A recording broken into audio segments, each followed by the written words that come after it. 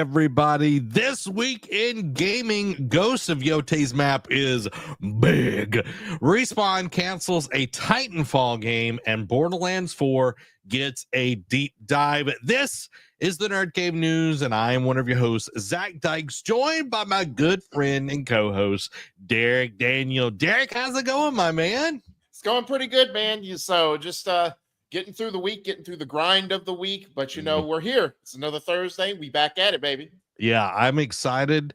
It's been a busy week, but it's been a good week. I've been watching a lot of anime. I got some games that I've been playing, so super excited about that. Speaking of anime, it is a new month. I just want to announce this for everybody. We're going to be jumping into Moonrise. Will be our May anime. So if you want to join us on that journey, it is available exclusively on Netflix. So you will have to have a Netflix account, and we will be discussing it over on our Fable Club. So come and join us on that. It's going to be a great time. I'm loving the show. I'm like 8 or 9 episodes in so far, and I just started this week. So I've just been gobbling it up. I can't, how many episodes are there? I think there's 18. Oh, okay. Interesting. Normally it's not it's the 12 or 13 or the 24. It's no in between. Yeah, I'm pretty sure it's 18 episodes, which is very interesting choice, but I'm thinking Freerun had 28 episodes, so I mean, and apparently in the next season of Freerun we're getting 28 again. Oh, good. Yeah, that's all I need to hear. So I'm super excited about that. So we're going to be watching Moonrise. We're going to be discussing that. And we are also this is not going to be live unless Derek tells me that it is going to be live. We're going to be discussing Vigilantes episodes 1 through 4. That'll be a video that we're going to be putting out as well. So I'm excited about that. Welcome to the stream, everybody. Welcome, Michael. Hope you're doing well, my man. What up? And welcome. I can't read it. It's too far away. It's on the teleprompter on the vertical. Let's see. Ray, welcome to the stream. Hope you're doing well tonight. It's like I'm using the vertical stream as my my vision into Derek's face, guys. So if I don't respond to your comments, that's probably why. But I'm excited, guys, because we are going to jump into one of my favorite sections. What you been playing, Derek? So didn't get the chance to play much, but I did dive more into South of Midnight on Sunday. Nice. I am pretty much, I know you've probably gotten farther now, but I am where you were at last week when we discussed this. I'm in chapter 5. I avoided Two-Toed Sam, I think is his name. I know it's Two-Toe. I don't know if it's Sam. Yeah, I think it is Sam. But Two-Toe, I avoided him at the church, and now I have to pretty much take him on and do that thing. The gameplay loops are really like this new loop that is introduced where there's a big vortex, and you pretty much have to get memories of like the disdain, the pain that is going on is very. I could see it for some people being tedious, but I think it's good, especially if it builds off of what happened in the chapter 3 with what's his name, the brother, not Henry. It's like it's a different way of spelling it. Anyway, but like the brother, but like that whole story of like, because you meet the regular brother, but then you see the other brother, like you learned like their backstory, like what led to this pain, him becoming a giant tree essentially, and it was just so heart-wrenching. I'm like, dude, this is okay. This is making me feel something. Like, this is sad. Like, it makes me angry at certain points, which is a sign of good storytelling. Because once it makes you feel a range of different emotions throughout that scene or throughout like that storytelling, it means you're doing it well. So by the time I was just like, man, I got to put you. I got to put you to rest, man. Like you've been through too much. Like you didn't deserve what happened to you. So I gotta, help you out. Yeah. And I haven't played any, I'm a little bit further in the Two-Toed Sam one. I think I've got 2 more, whatever you want to call them, stains or not stains, like the pain and all of that kind of stuff that I need to pull. But yeah, dude, the way that they're setting up this one is it's like you have, you had the brothers, and now you have a father and daughter kind of going Okay. on. And yeah, dude, it's really good. For me though, I have played Expedition 33. Oh, okay. I started that on the weekend, and dude, that game, Mm-hmm. there's something about playing a game that is like set in France, having French people in it, because this is setting up to be as depressing as Requiem and Oh, okay. Plague Tale, like those games.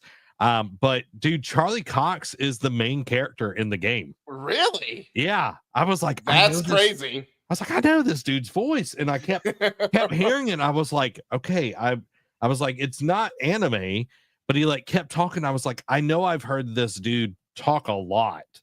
And then I finally looked it up, and I was like, oh, it's Daredevil. Yeah. Daredevil's the main character.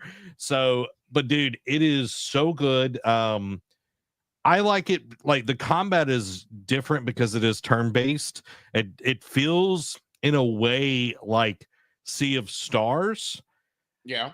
because like you can dodge, or you can like block or parry attacks, but you can also like amp up your attacks by timing things at the right Okay. point. Um, a lot of systems to kind of like manage and everything, but it's really, really cool. The location, the story, and everything, I'm liking it. And the way they get you emotionally bought in to this game from the get-go is a masterclass. Oh, Like, is a wow. masterclass. I wished Ubisoft could see that and then go and make another Star Wars game. Yeah. Well, don't let them make another Star Wars game, but you No. know what I mean. Like, Just make any game that's not Assassin's Creed in general. yeah, it's like if you can set up that story in a universe that people love, it would be amazing. But dude, I'm enjoying it. And then Tuesday night I played Oblivion's remaster, Oh, okay. and dude, it was so much fun. I created this character. We called him Cormackle, and he looks slightly like the Joker. Of course. Yeah, and dude, just the craziness that's going on in the story, and getting to just explore and everything. Because I've only played I'm talking about a very small portion Mm-hmm. of Oblivion. Like, it's definitely a step back in some of the things that Skyrim introduced. Like, the horse in Skyrim is way better, but like after playing Red Dead or any like new game with a horse in it, I'm like, dude, this is rough. Like, Ghost of Tsushima. are you saying like Ghost's horse is good? Yeah. Yeah, dude, this horse is like a tank, like tank controls. Like, it's Oh, really God. bad. It's really bad. I'm like, all right, well, it's better than running, because I lose stamina. Yeah. Amy said, Cormackle, a face not even a mother would love. Yeah, everybody was bashing bro during the stream and everything. So, but yeah, I'm enjoying those. I've been playing a little bit more of Arise, just because I'm dude, I've just been loving that game, dude. Been loving that game. I've gotten some crazy stuff on that game now, so I'm enjoying it. I'm just OP, just like the show should be. But yeah, dude, I think the thing that's like stuck out to me has been Expedition 33. I've just been thinking about it. So what you're saying is the hype is legitimate. Oh yeah, definitely. It is.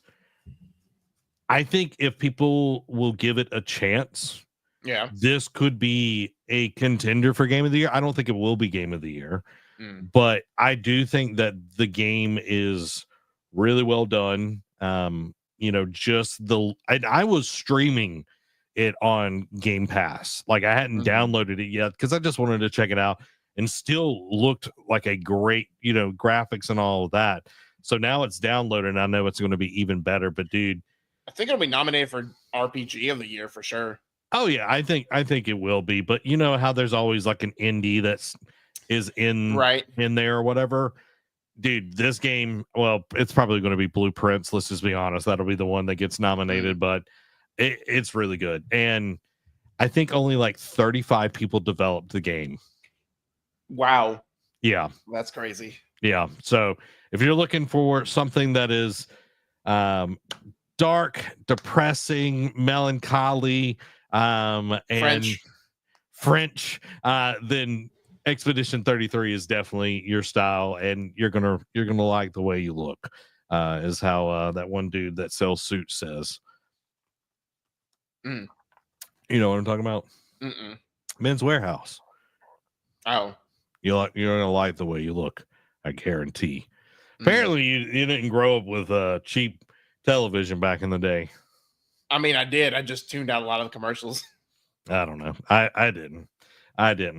Guys, let us know what you have been playing down in the chat arena. I know a lot of people have been jumping on the Oblivion remaster. We got some good eats right now in gaming land, and Xbox finally showing up and delivering on some games is pretty nice. But we shall slap them down very soon. I know. I was gonna say, and all the goodwill goes away with our story later tonight. Yeah. But let's jump into it. What we're excited to talk about is Ghost of Yotei features the biggest map of any open world game Sucker Punch has ever made. So Ghost of Yotei, the upcoming sequel to Tsushima, is set to launch exclusively on PlayStation 5 on October 2nd. Developed by Sucker Punch Productions, this installment features the largest open world map the studio has ever created, offering players unprecedented freedom in exploration and mission order. Set in 1603 during Japan's Edo period, the narrative follows Atsu, a new female protagonist voiced by Erika Ishii. Atsu embarks on a quest for vengeance against the Yotei Six, a group responsible for her family's demise. Players can choose the sequence in which they confront these adversaries, adding a non-linear dimension to the gameplay. The game introduces new mechanics, including the use of firearms alongside traditional katanas, and features a wolf companion to assist Atsu. The developers conducted extensive research into the Ainu culture of Hokkaido to ensure cultural authenticity, incorporating elements such as local crafts and traditions into the game's world building.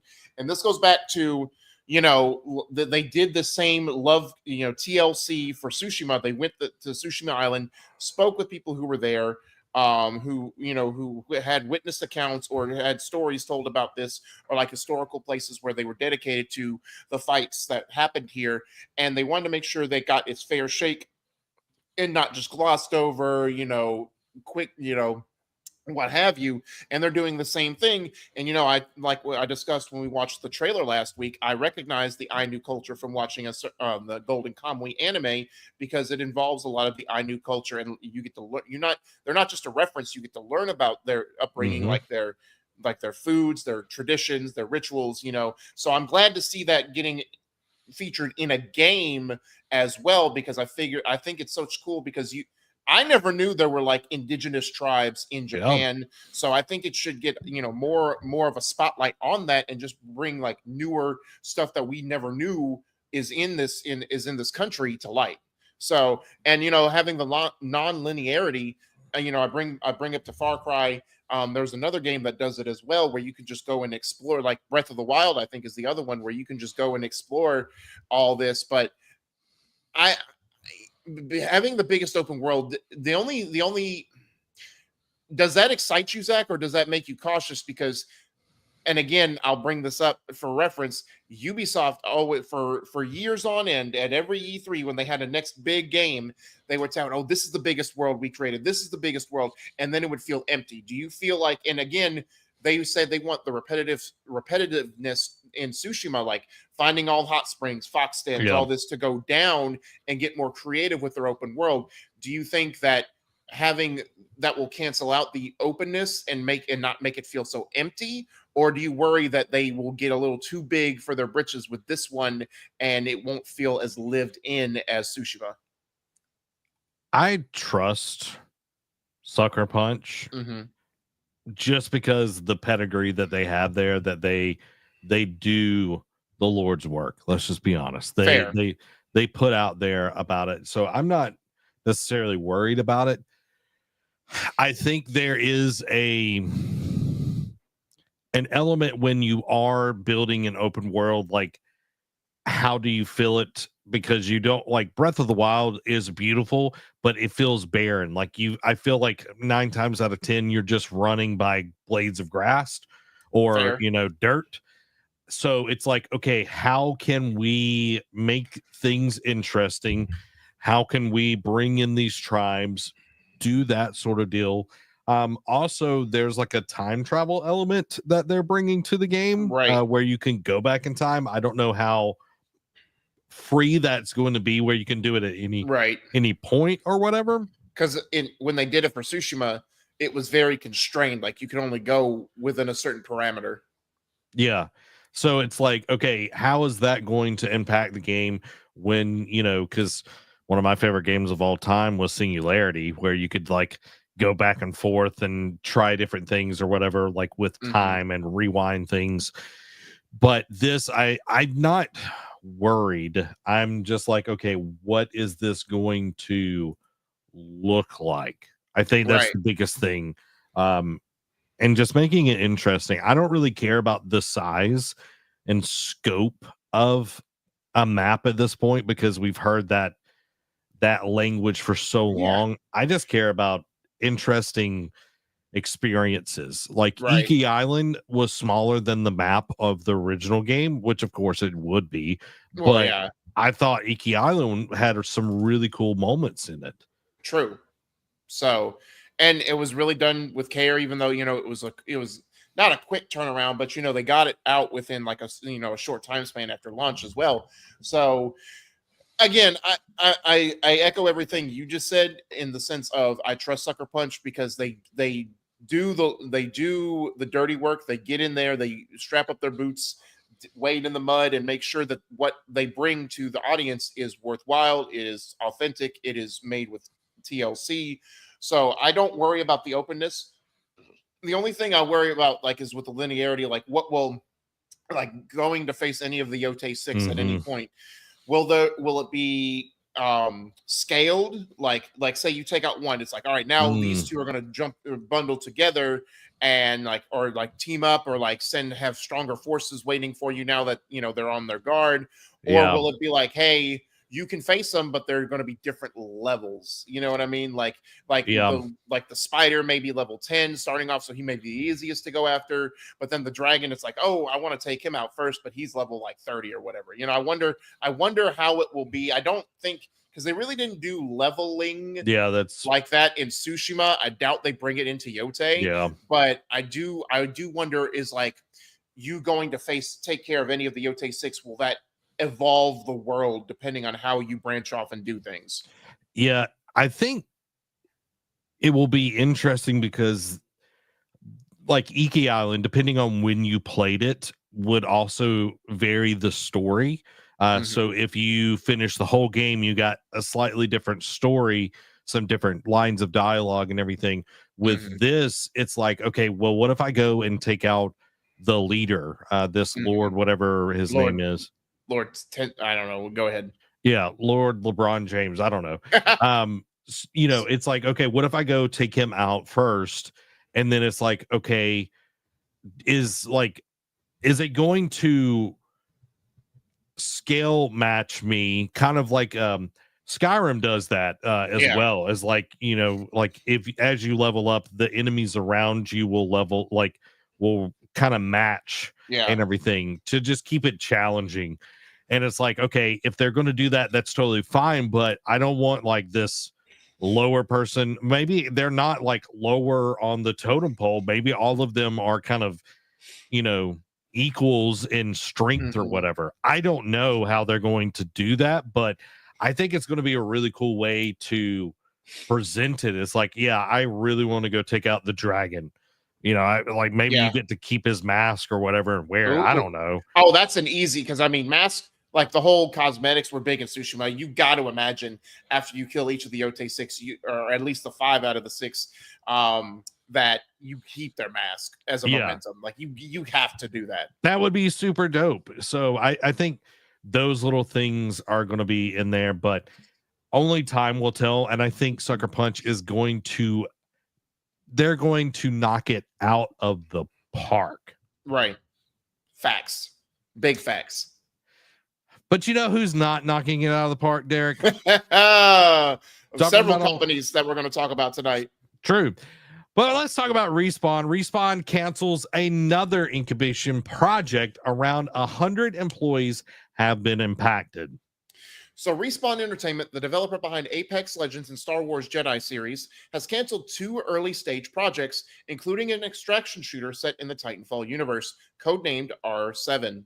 This decision is part of a broader restructuring by parent company EA, which has resulted in the layoff of approximately 300 to 400 employees, with around 100 positions affected at Respawn. The layoffs impacted various departments, including development, publishing, and quality assurance teams at Respawn, as well as roles in EA's experience division, encompassing customer support and marketing. Some displaced employees have been reassigned to other EA projects, such as the Iron Man game at EA Motive and the Battlefield series. Despite these changes, Respawn remains committed to ongoing projects, including the continued development of Apex Legends and the next installment in the Star Wars Jedi series. These layoffs are part of a larger trend within the gaming industry, where rising development costs and shifting market dynamics have led to significant workforce reductions across multiple companies. Also, greedy corporate overlords. Let's not wash over that. Let's not restructure the wording. Let's call it what a spade a spade. This is people who want to keep their 6th vacation home and say, all right, it's an employee or losing more money or having money getting out of my pocket. I ain't about to do that. So boo hiss, death row to all of these people. Not the ones laid off, but the corporate overlords. But this is, it's a continuing problem. I mean, 300 to 400 is ridiculous, and it's happening at Respawn. Pretty much the only thing keeping EA relevant at this point, arguably. Probably not even arguably. It's probably the de facto decision, and that just, again, it shows no one is safe. Like, again, we talked about it, I think, earlier this year. Marvel Rivals, very successful game, and their studio still suffered layoffs because of this. And it's like, you win, let's say you don't do well, layoffs. Cool, understandable. Still don't like it, but understandable. You win, still layoffs. So it's like, what is the right choice? And it's like, you just can't win for losing at this point. But it sucks to happen. Again, people, we don't know what this Titanfall universe game was going to be. Obviously, it was still in an incubation phase, never saw the light of day. But again, people have been wanting something Titanfall-esque for a while now. That everyone, like, Titanfall 3 is becoming arguably the next Half-Life 3. You know what I mean? Or just in that same realm in terms of people just wanting that a new Titanfall. And continually not getting it, or in the same realm as Splinter Cell. People, like, I know you want a new Splinter Cell game, and Ubisoft just forgets it exists. But my thing is what, I don't know if this was going to be another battle royale, the live service game that people are seeing. Maybe some people are starting to see the writing on the wall, and they're just like, let's cancel it before it even sees light of day, and we lose an exorbitant amount of money on this. But also, as long as it's not a Star Wars, as long as they didn't cancel the next Star Wars Jedi game, I'm okay with that. I don't know, Zach, what does this speak to you in terms of like not just EA, but just in terms of, like, is Respawn maybe regretting getting in bed with EA at this point? Yes and no, because they have had 2 uber successful games within the Jedi series. And Apex took the word, like, it arguably Apex went toe-to-toe with Fortnite for a while. Yeah, and I don't, like, nothing's really coming out about Apex, but apparently they're still supporting it, and that is technically within the Titanfall universe. Right. But, like, I looked it up, around 4 million copies of Titanfall 2 was sold, and EA was expecting 9 to 10 million units to be sold. Like, that is, like, 4 million copies is pretty good for that game. Right. But in this economy environment and everything, it's like, okay, if we're going to spend hundreds of millions of dollars to create something, do we want just 4 million copies, or do we want something that has, just sells gangbusters? And it's just like, wow, really? How many? I'm looking at Jedi Survivor, and there's no way. There should have been more than that.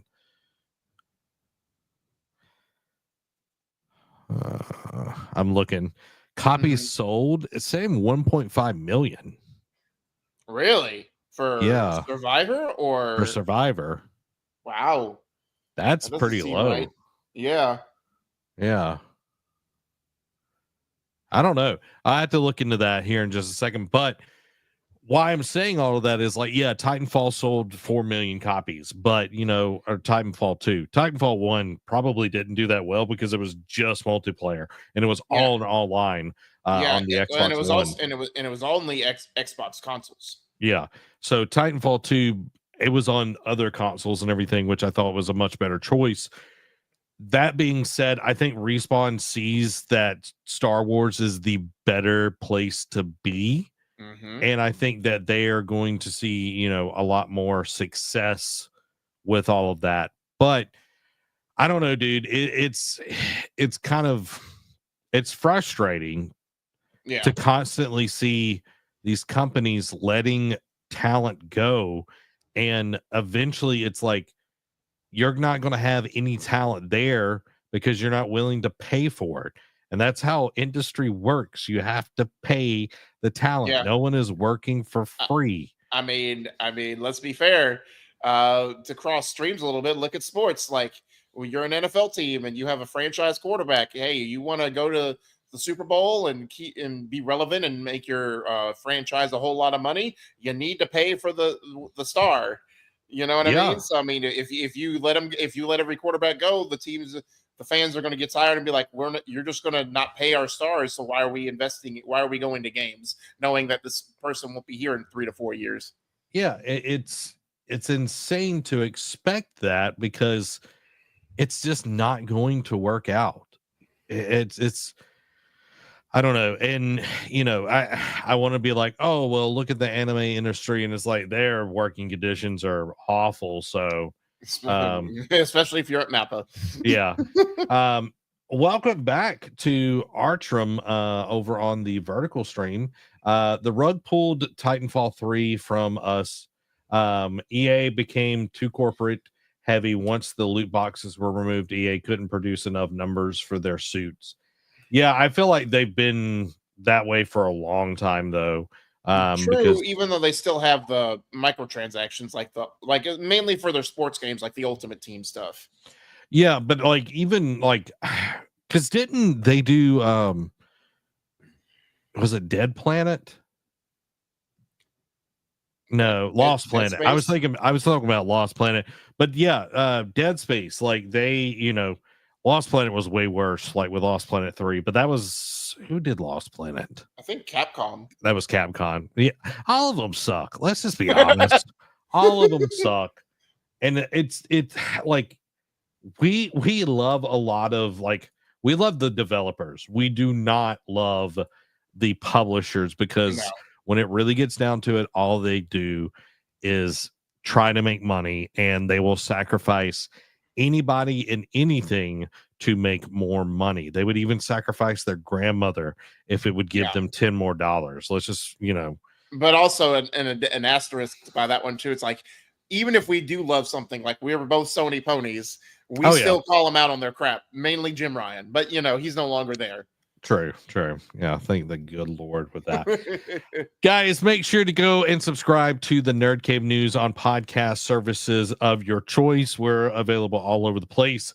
And of course, we're here on YouTube. That is going to be the most updated version of everything. So make sure to check us out here and to check out our Eat, Sleep, Anime show if you haven't already done that. We got a lot of great content over there. We're going to be recording a new episode tonight, or a new review. I don't know what we call it. First impression of My Hero Academia Vigilante, which spoiler alert, it's actually pretty good. I'm enjoying it. Yeah. But go check all of that out. Support us. Make sure to like and subscribe. It helps us out. It helps us keep the lights and the mics on. Now it's over to some PlayStation news, sort of in a weird way. Of. It involved PlayStation, but it's not a PlayStation game exclusive anyway. Yeah. Borderlands 4 gets a state of play deep dive. So at the April PlayStation State of Play, Gearbox Software unveiled significant details about Borderlands 4, the latest installment in the popular looter shooter franchise. So some key announcements. The release date has actually been moved up. It was originally supposed to be September 23rd, but they moved it up 11 days to September 12th. Then the platforms, it'll still be on all platforms, PS5, Series X and S, PC, Steam, and Epic Game Store. Some gameplay and features they talked about. The setting. The narrative unfolds on a new planet named Kairos, previously hidden from the galaxy. The story picks up 6 years after protagonist Lilith crashes a moon into the planet's cloaking system, disrupting the villainous Timekeeper's mind control regime. Vault Hunters. Players can choose from 4 new Vault Hunters, each with distinct personalities and abilities.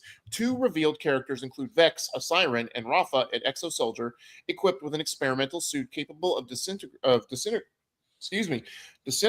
an arsenal of weapons. Or is it distributing? Either. There's a typo there. Or digistructing. Okay, that's what it is. Combat enhancements. Introduction of an ordnance gear slot for grenades and heavy weapons, which now operate on a cooldown system instead of relying on ammunition. Addition of 3 new gun manufacturers, expanding the arsenal and customization options. Implementation of weapon enhancements that replace traditional artifacts, offering bonuses based on gun manufacturers. An introduction of new movement abilities, enhancing traversal and combat dynamics. A loot system overhaul. The game features revised loot drop rates to make rarer gear more meaningful, aiming to ensure that all weapons feel impactful regardless of their rarity. So, some good stuff there. Again, the revised loot, like I do like the loot drop rates where, it's pretty much like any RPG, like the rarer the loot is more meaningful as opposed to something you can just get every other place you go to or every other villain that you kill, so to speak. But does this, I know we both played the Borderlands franchise throughout, the first couple iterations. I played a little bit of 3, never went back to it. I expect the answer here, but does this move the needle for you in terms of that? And also, what are these changes say to you in terms of obviously we're this is not for us, but what do you says it speaks for the fandom? Is this pretty much just copy and paste still? Or is it more of if it ain't broke, don't fix it type thing? Let's just improve on what works. What say you? So to the first question, it doesn't really move the needle for me personally. Yeah. The most fun that I've had with the Borderlands series is actually the tells from the Borderlands. I thought the comedy was great. I didn't finish it because that was when Telltale was slowly piecing everything out. But for this, it does feel like that they are trying to get with kind of the times that they're, trying to improve things. I'm sure that they've heard a lot of feedback from the community and everything, the loot system, and even having things that are, maybe they're not as rare that actually still can make an impact, especially earlier on. You're probably going to be rocking, a common, so right. It's make that common in that moment feel powerful, feel like you're doing something. And then as you go up, it's it has more this, that, bells and whistles and all of that. But for me, it's the last time I played a looter shooter was Destiny, so it's I've never really got into this, but I like that they're doing some new movement abilities, enhancing the traversal and everything. But it's okay, what is this new planet going to be? How is that going to go into the lore, all of these things? And to Artem's point, Borderlands 4 needs more goofs, more guns, more moxie to be a success. Fair. And this is coming from somebody that I played a little bit of 1 with my roommate in college, and then Right. played Tales, and it's like nothing really has ever stood out with this Yeah. franchise, in my opinion. And it's just I don't. It's not a game for me personally, but hey, if you like it, good on you. Hope you get a great game, and at least they're trying something a little bit different. Exactly. So same thing, moving the needle now. It doesn't move the needle for me, but again, the loot drop rates and like the boost based on the gun manufacturers, like they've always kind of had different things, but I feel like they're going to go more of like, hey, if you have like a lot of guns by this manufacturer, you might get a boost. It's sort of like, I think back to God of War. Like you see, like if you get certain armor pieces and like Yep. you make the whole set, like you get a whole like set boost as opposed to just like one piece equipped or the other. So I feel like they're going to go more towards that route where if like, hey, you have like a long range, a short range, a pistol, like that kind of thing by the same manufacturer, they all kind of get a boost from each other type thing, or like you can get stat buffs or something like that. So that's what it feels like they're going to do with that sort of thing. Release date getting pushed up. It doesn't happen a lot. It's very rare, like just in the industry in general, when you see a release date get moved up. And of course, I feel like it's more out of like, hey, we don't know when GTA is dropping this year, so let's just move it into a place that right. it's probably not going to No, happen. right. And you would think they would know it's in-house, it's 2K. They would have like a Yeah. little bit of hints and tips. Well, But maybe Randy they Pitch, did. Maybe they I don't did know. get told, But then again, Randy Pitchford came out and said this has nothing to do with any game releases, like especially not Sure. GTA 6. Yeah. But again, the fact that you had to come out and state this means that you know something. Like Yeah. you got a tip saying that, oh, this is where they're thinking about releasing GTA 6. Well, they're not playing an EA where, you release Battlefield 1 and then, Titanfall Titanfall a week 2. later. Yeah, or vice versa. It's just like, okay, yeah, we're not going to cut our nose off to Spider Face here. Right. And I think that's smart business. Like if and the higher ups know when things are happening because like they're having reports and everything. It's like, hey, let's move this up. Do you think you can have it ready by this time? If so, all right, let's do that. That way it's out of the way. It has its breath, its window to get sales, and then we can drop the big dog in. Which if they're doing this like 4 months in advance, that then they definitely know like they're further along than they need to be, which I mean, we got the announcement officially like roughly a year ago or last year sometime. So I mean, they've been gestating this for a while now, so they should be ready to throw it out into the wild and see what happens. But again, they probably got a tip off to that saying, oh, this is when we're thinking again, because no one knows except Rockstar when GTA 6 is releasing. There's still rumors of if it even will hit this year or get delayed to next year. I mean, all Rockstar games get delayed. It's like at least from in recent memory, like GTA 5, it got a release year, got pushed a year past that. Red Dead 2, the same thing. Supposed to be 2017, got delayed to 2018.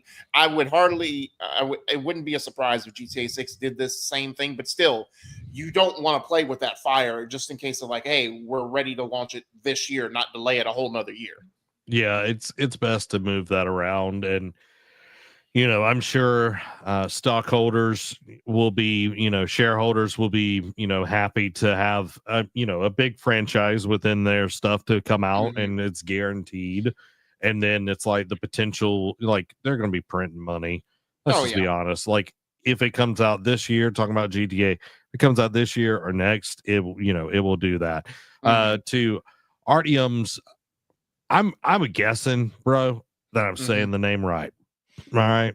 If you don't know, Zach doesn't know how to say names. Let's just be fair. Yeah, Orochimaru. Did I get that one right? You got it right. I got it right. All right. He says, also look at what other games are releasing in the same month. Many games have died due to bad release timing. Exactly. Facts. I think about Horizon Zero Dawn, like got just mollywopped by that was literally the word that I was about to say, mollywop by Breath of the Wild, and it's like you have to be cognizant of that. Like you don't want two games that are in the same genre. You don't want, two big titles having to duke it out because Fallout 4 and Rise of the Tomb Raider. Yeah, it's just like you've got to be conscious of that because there are fans of multiple franchises. Like it's not as binary as it used to be back in the day. True. Okay, Art or Ziggy. Okay, we'll go with Art since that's in the front. That way I remember. Thank you, Art. Thank you for letting me know. But yeah, Derek, anything on Borderlands 4 before we move on? Nope. Just for the fans that love it, good on you. You get it 11 days earlier now.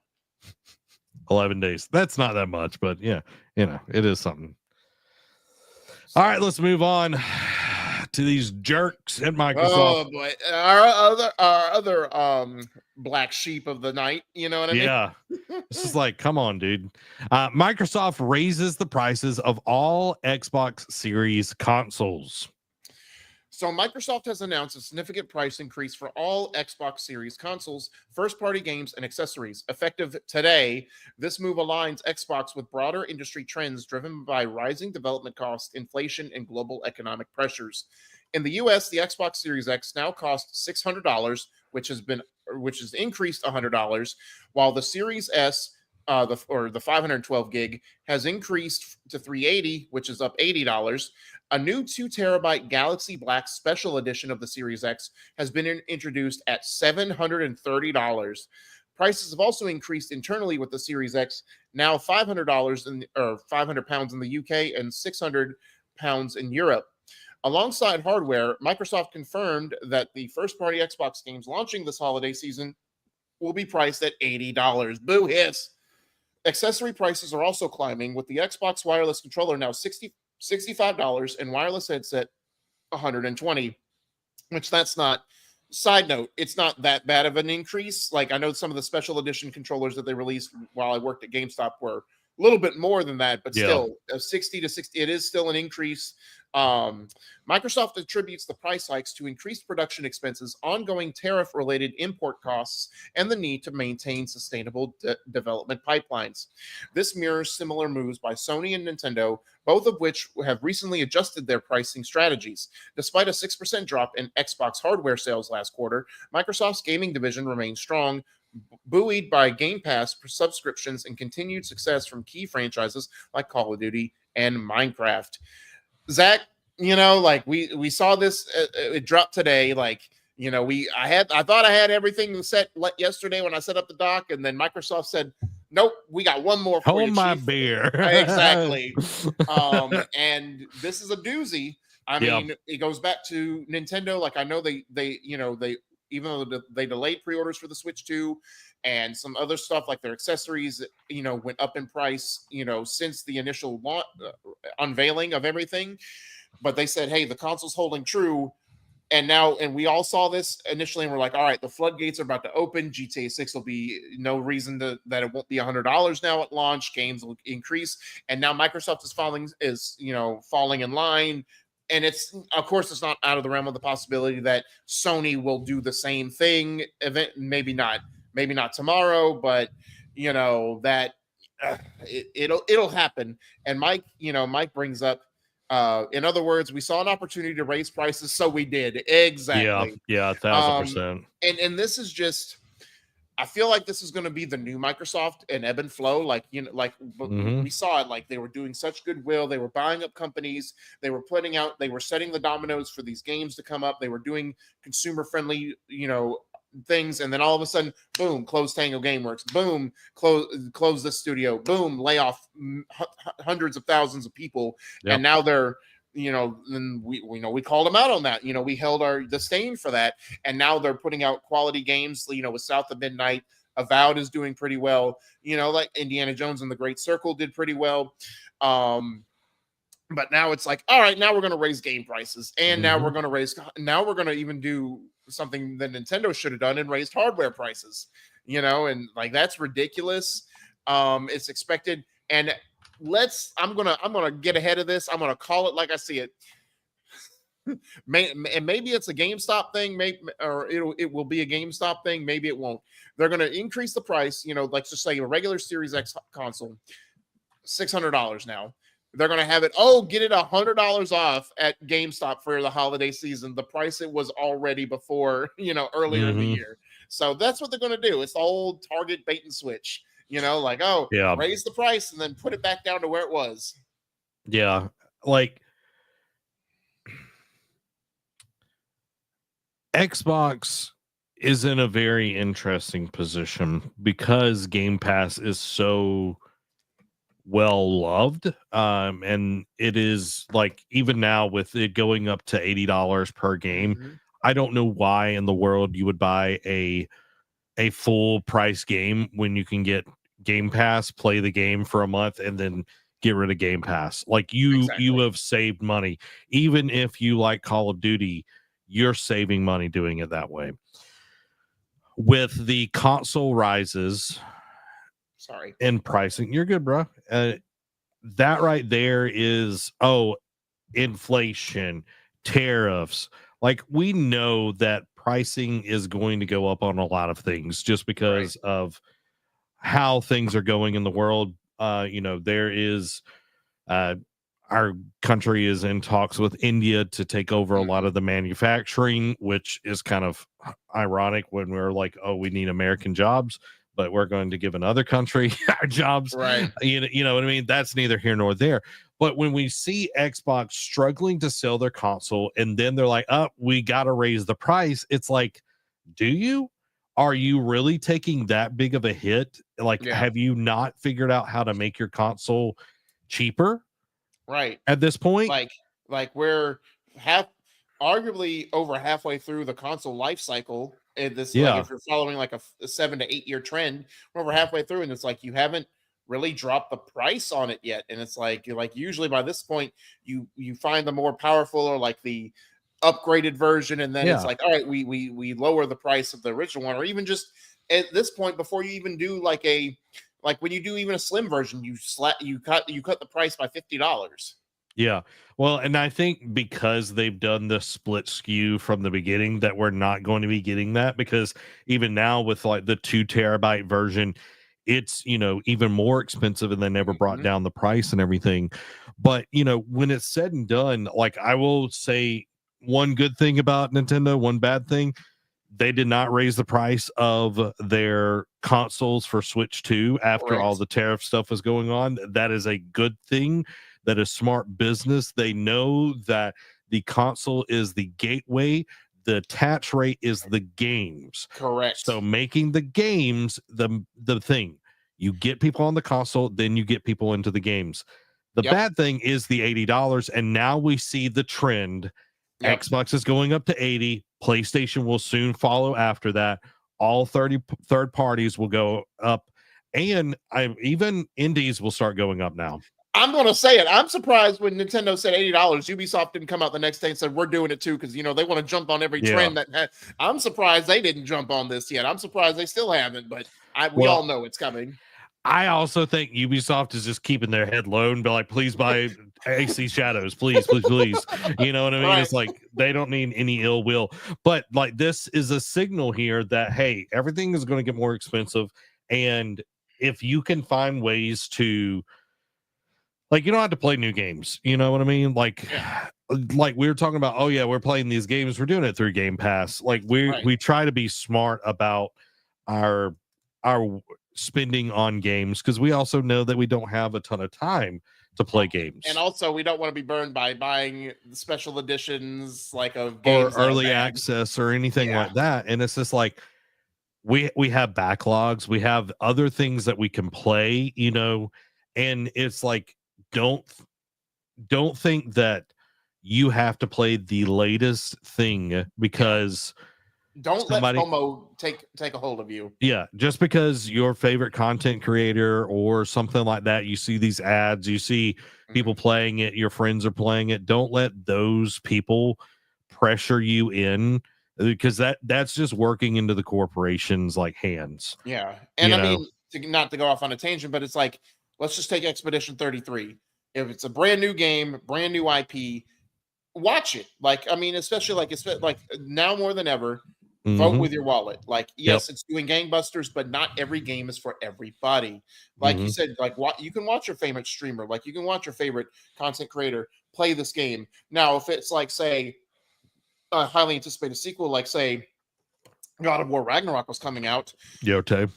Yote, like on that, I would say now Yote's a little different because it's a different time period. It's in the Yeah. future from Yeah. Tsushima, but still, like the point stands. If you're waiting for a highly anticipated sequel and want to go in and like you can't get it right away, just don't watch it. Like obviously, like go in blind, Yeah. like just mute certain Notifications on hashtags and things. notifications on things, so that way you're not missing out. Like don't let FOMO be a real thing. I know it's easy to say, but it's a real thing. Like people like have really I've heard stories of people going into debt because it's like, oh, I have to play the new thing or I have to get this latest thing. No, you don't. Just calm yourself. That would be me back in the day. Like I thought I had to play everything, so just word from the wise, it's like it will be there when you have the money. Exactly. I'll Or give it eventually, to, if it's a third party game, hit Game Pass. yeah, I'll give it to my roommate David from college. He Mhm. was literally like 2 console generations behind us.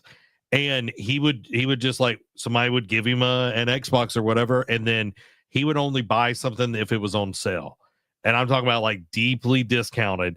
And he loved every minute of whatever he was playing. He wasn't concerned about the latest and greatest. And it was just like, that I feel like that is such a liberating kind of Yeah. thing, because it's like when you're just trying to keep up with everything. Art says Microsoft is playing the long game. They continue to price hikes will make it more logical to move to PC gaming, which also has Microsoft's Game Pass, the slow Sony killer. I think it's the xCloud. I think that is more of the thing than even the PC, Yeah. because when they put it on every Samsung TV, every iPhone and Android can now play games. Like I literally played a good chunk of Starfield just on my phone. And now it's like I literally can play, and I know this is another piece of hardware, but like I've literally played all of South by Midnight on my Steam Yeah. Deck. And it's like Game Pass is the way for them. They've got 34 million subscribers on Game Pass, which Mhm. is a huge chunk, but it's not where they want. And maybe Right. this is their play to get more. I know it sounds crazy, Derek, but maybe No, this it's is the not play. though. Like, because like maybe this is like people like, hey, you have a fixed income. You can't buy games at $80. Game Pass. Yeah, exactly. So it's like they're wanting to hit 50 million. Like I think Right. it's like 56 million was like the goal that they wanted to have by the end of 2024. And it's like Right. they hit 34, and it's like, okay, it's shrewd business, y'all. Like when you really get down to it, it is shrewd business, and business people are making the decisions, not the artist. They're trying to make good games that we love and enjoy and want to play. And I feel like we're railing on corporate greed, but sometimes you just got to call it out, because Right. you get layoffs, you get all of these crazy things going on. And Even it's, when you make money, you get layoffs. yeah, it's like, dang if you do, dang if you don't. Yep. Art says, I bought the Ultimate Edition of Space Marine 2 for $40 instead of $100 because I decided to do a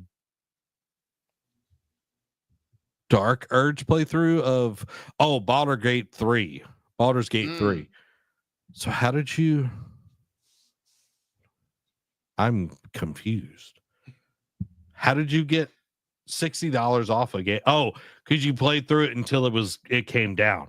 I'm assuming that's what it was. Yeah. Derek, we're using critical thinking skills here. And you could also use your critical thinking skills after we rail on people about like spending money. It feels weird to go into the Patreon quick hits and ask for your money. But guys, it is time for the Patreon quick hits. The Patreon quick hits are brought to you by our wonderful patrons. Go and support us the Nerd Cave by getting your very own Nerd Cave membership to help us to continue to make awesome shows just like this one. This is a 1.5 person business here, guys. We love making awesome content from the Nerd Cave News every week, our streams on Tuesday, and of course, our Eat Sleep Anime content. So if you enjoy any of that, like, we do this all for free, but any support, if it's $1, if it's $5, if it's a bajillion dollars, that would be cool too. But guys, go over and you can even get a free membership over on patreon.com. You can see some of the cool stuff that's over there. So become part of the ship, part of the crew by going over to patreon.com/nerdcave today. And you could be awesome. You could be awesome. Build it beautiful. Derek, it's time for the Patreon quick hits. First up, Madden 26 release date has officially been set for August 14th. Following that, College Football 26 release date has been set for July 10th. Let's go. Sydney Sweeney to star in split fiction movie with John M. Chu attached to direct. Resident Evil 4 remake sales have hit 10 million copies. Lords of the Fallen has yet to break even 18 months after launch. Indiana Jones and the Great Circle on PS5 is selling faster than PC and Xbox versions. Skate is not going to be playable offline as Full Circle reconfirms early access launch for 2025. Star Wars Eclipse, the game we haven't heard anything of since at least that I can remember. We've only got that trailer. Right.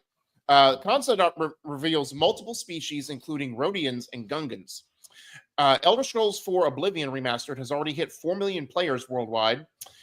Original Oblivion designer admits level scaling system was a mistake, despite it still being in the remaster. Claire Obscure Expedition 33 continues success with 1 million sales in 3 days. That's not including Game Pass numbers. Exactly, which is ridiculous.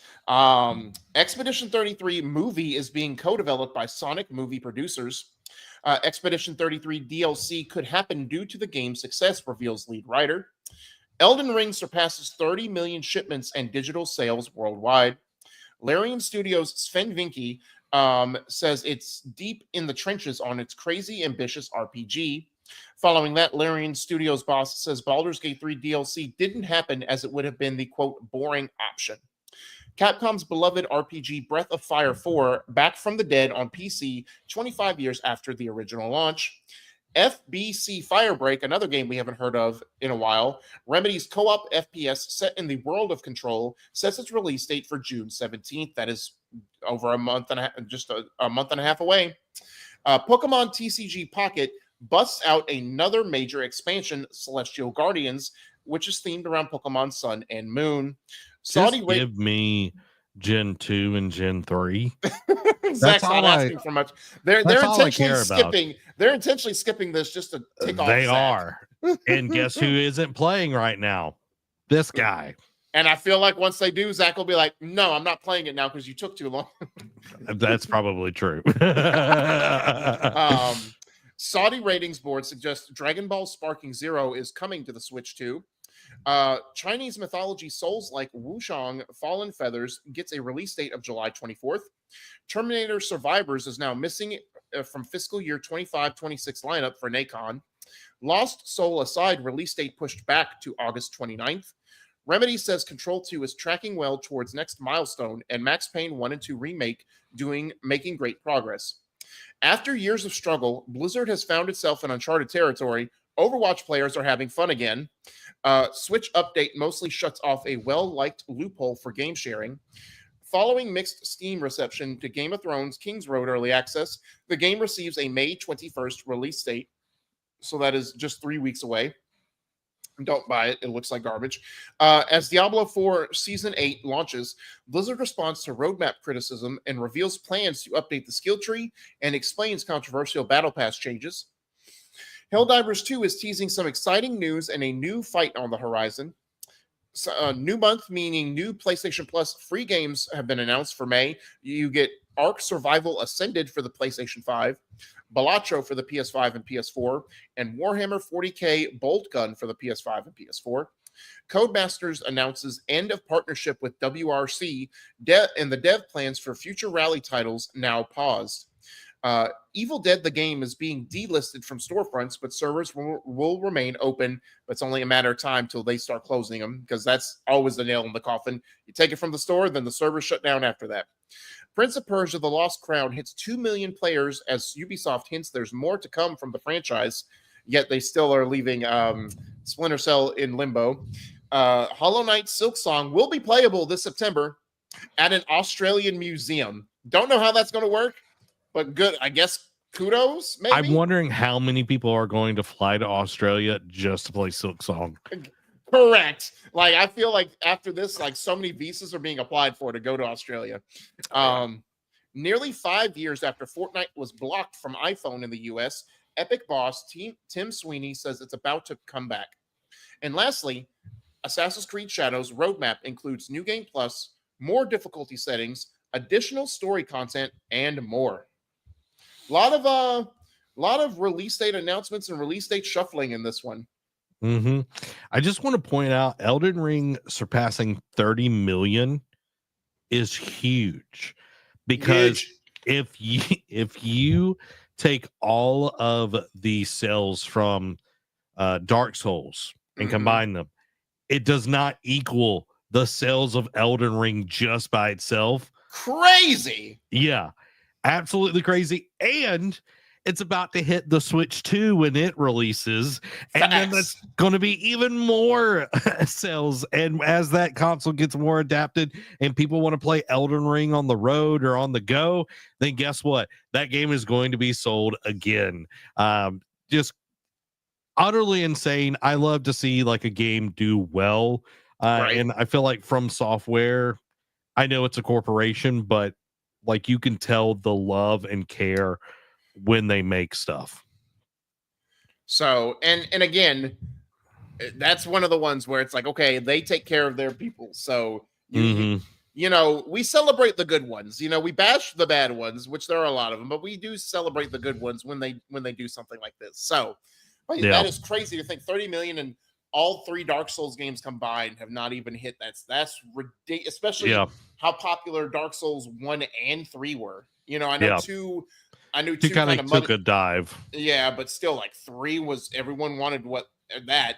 And then I'd like to know total sales of like the Soulsborne, like I'm just compared to Elden. Obviously, it's probably hit because I know Sekiro won Game of the Year, and I know once it won that, it boosted those sales for sure. But like just the that's crazy. That's wild. Yeah. So. Yeah, I agree. You know, with Murdoch, they did advertise it a lot, but I think it was more of the social side of things where people were constantly sharing the crazy things or the builds. Like my TikTok after Elden Ring came out for like 6 or 7 months just was Elden Ring, people playing it and the crazy stuff happening.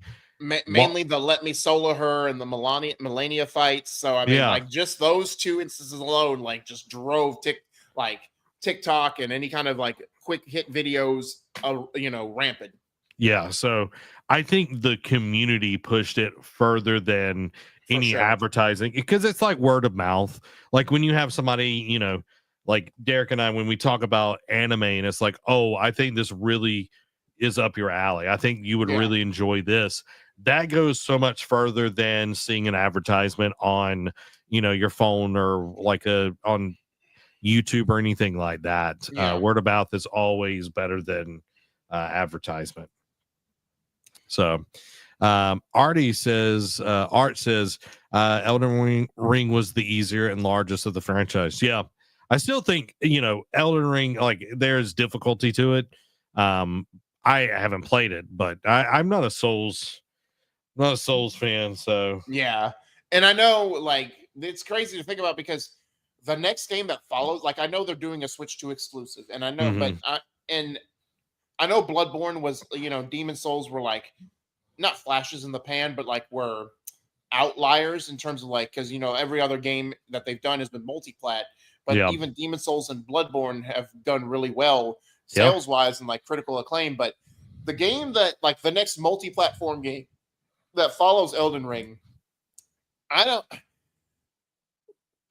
it'll be interesting what they do, but also I feel sorry for it, because I feel like with how crazy successful Elden Ring has done, like with it winning Game of the Year, with the DLC being Game of the Year nominated, and then like just hitting crazy sales numbers and all that. I feel like no matter what they do, I feel like it won't be like a Dark Souls 2 where it'll be a severe letdown, but I feel like it won't live up to that expectation, whatever the next game will be.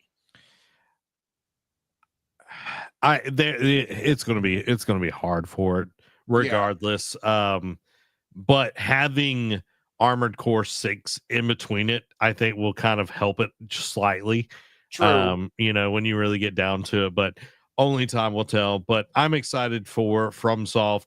The creators and everything, they seem like they actually care about the fans and what they're working on, which, I love that. I love when people actually care. And, well, only time will tell, everybody. Well, that is this episode of the Nerd Cave News. We hope that you have enjoyed it. We're going to be chatting about Vigilantes, and it's going to be great. So make sure to keep your eyes peeled for that. That will be going up on the channel. You're not going to want to miss that. But this has been Zach and Derek. Yeah, have a blessed week. Bye-bye.